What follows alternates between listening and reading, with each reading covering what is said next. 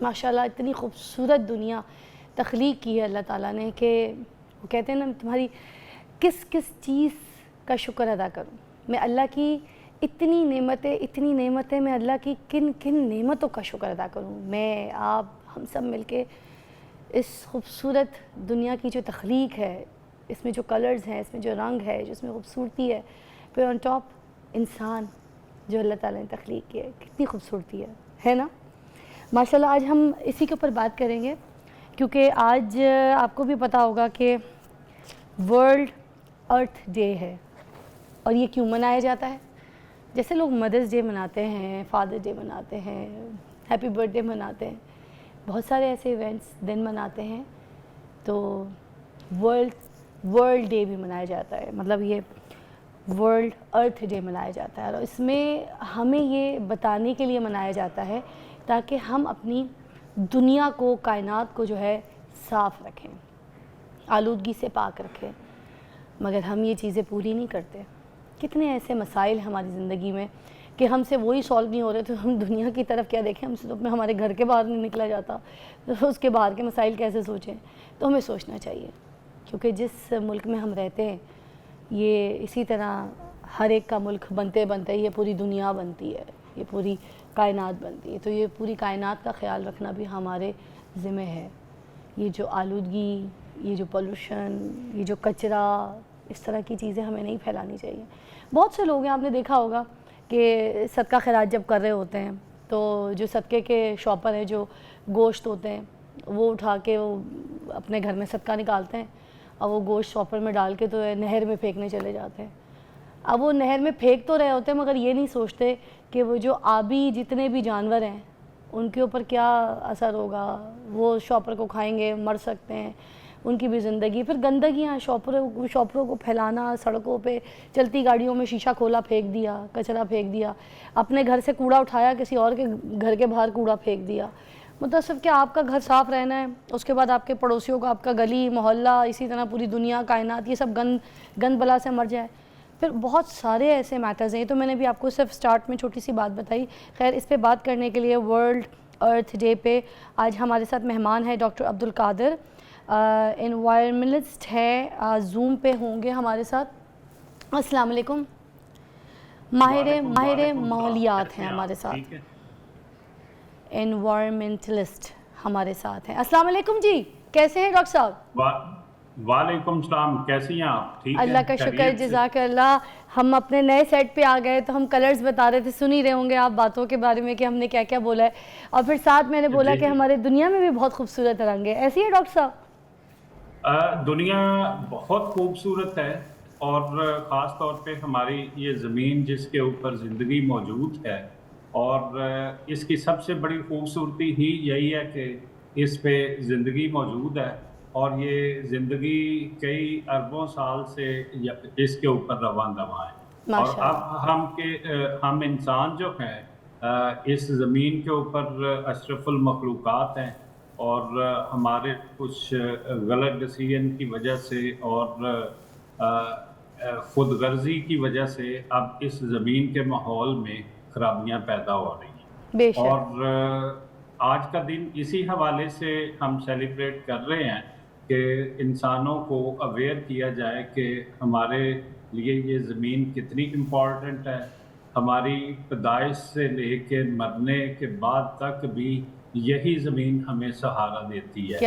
ہم اپنی خوراک اور سانس لینے کے لیے آکسیجن، اور پھر اس کے علاوہ ہمارا اس نظام کے اندر ایک دوسرے جانداروں کے ساتھ بھی ایک مطابقت ہے. ڈاکٹر صاحب مجھے یہ بتائیے گا، یہ جو سیلاب آتے ہیں، گھر ڈوب جاتے ہیں، انسان مر جاتے ہیں، تو یہ کس وجہ سے آتے ہیں؟ اس کی وجوہات کیا ہوتی ہے؟ ذرا دیکھنے والوں کو سمجھائیے. اچھا، یہ سیلاب آنا کوئی ایب نارمل بات نہیں ہے. اب یہ ایب نارمل بات ہے کہ کسی بھی علاقے میں جہاں پہ پہلے زیادہ بارشیں نہیں ہوتی تھی اور اب زیادہ بارشیں ہونا شروع ہو گئی ہیں، تو یہ ایک لمحہ فکری ہے. تو یہ کلائمیٹ چینج کی وجہ سے ایسا ہو رہا ہے. جس طرح پچھلے دنوں آپ نے دبئی کے اندر، یو اے ای کے اندر آپ نے دیکھا کہ بہت زیادہ 75 سال کا ریکارڈ بریک کیا ہے، اتنی بارش ہوئی ہے، اتنی بارش. جی تو اس کے پیچھے جو ہے یہ گلوبل وارمنگ اور کلائمیٹ چینج کے فیکٹرز ہیں، کیونکہ اب دنیا میں انسان کی وجہ سے ماحول میں کاربن ڈائی آکسائڈ کی کنسنٹریشن تیزی سے بڑھ رہی ہے، تو اس کی وجہ سے گلوبل ویدر پیٹرنز بھی بدل رہے ہیں. اور یہ نہ صرف یو اے میں بلکہ یہ بلوچستان اور سندھ کے ایریا میں بھی پچھلے چند سالوں میں کافی زیادہ بارشیں اور فلڈز جو ہیں یہ ریکارڈ کیے گئے ہیں. تو اب یہاں پہ ہمیں یہ سوچنا ہے کہ جو ہماری ایکٹیویٹیز کی وجہ سے یہ زمین کے اندر ماحول کا توازن ڈسٹرب ہو رہا ہے، اس کو ہم نے بچانا ہے. تو اس کو بچانے کا سب سے بہترین طریقہ یہ ہے کہ اب جو ہم ایک آلٹرنیٹو انرجی سورسز کی طرف جا رہے ہیں، کوئلہ اور پیٹرول ڈیزل اس کو جلا کے انرجی حاصل کرنے کے بجائے سولر انرجی، ونڈ انرجی اس کی طرف جا رہے ہیں، تو یہ ایک پازیٹیو سٹیپ ہے. اس کے علاوہ ہمیں جس طرح آپ نے انٹرو میں کہا کہ پلاسٹک ایک بہت بڑی پرابلم ہے، آپ جہاں بھی جائیں آپ کو پلاسٹک کے بیگز نظر آئیں گے. یہ سنگل یوز پلاسٹک جو ہے یہ ماحول کے لیے بہت زیادہ خطرناک ہے. تو اس کی یہ پلاسٹک ایک دفعہ جب ہم پھینک دیتے ہیں تو کئی سینکڑوں سال لگ جاتے ہیں اس کو ڈیکمپوز ہونے میں، اور اس سے پھر جو کیمیکل ریلیز ہوں گے وہ بھی ماحول کے لیے نقصان دہ ہوتے ہیں. تو آئندہ آنے والی نسلوں کے لیے ہمیں یہ کرنا ہے کہ اس ماحول کو بہتر سے بہتر بنا کے نئی نسل کو پیش کیا جائے. ڈاکٹر صاحب مجھے یہ بتائیے گا، جیسے درخت، پلانٹس یہ آپ کو آکسیجن پرووائڈ کرتے ہیں، ٹھیک ہے، انسان کو، تو ہمارے ملک میں آپ بتائیے کتنے درخت جو ہیں وہ ابھی کم ہیں، اور ایک درخت کتنی آکسیجن پرووائڈ کر سکتا ہے، پلیز بیان کیجئے.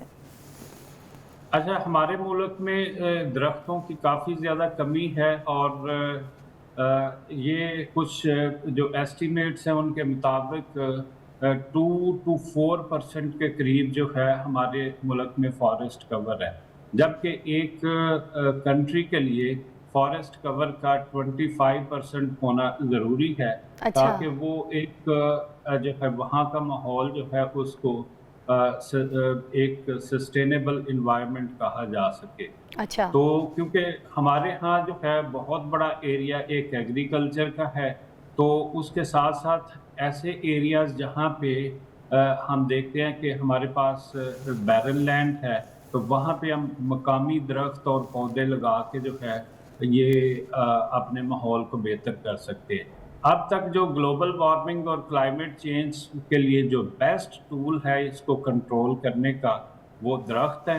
یہ ایک قدرت فیکٹری ہے جو ہمیں آکسیجن پرووائڈ کرتی ہے، اور ماحول کے اندر جو آکسیجن کی کنسنٹریشن، کاربن ڈائی آکسائڈ کی کنسنٹریشن ہے اس کو بھی کنٹرول کرتی ہے. پرفیکٹ. ڈاکٹر صاحب آپ کے ٹائم کا بہت بہت شکریہ، آپ نے بہت امپورٹنٹ ٹاپک پہ ہم سے بات کیا.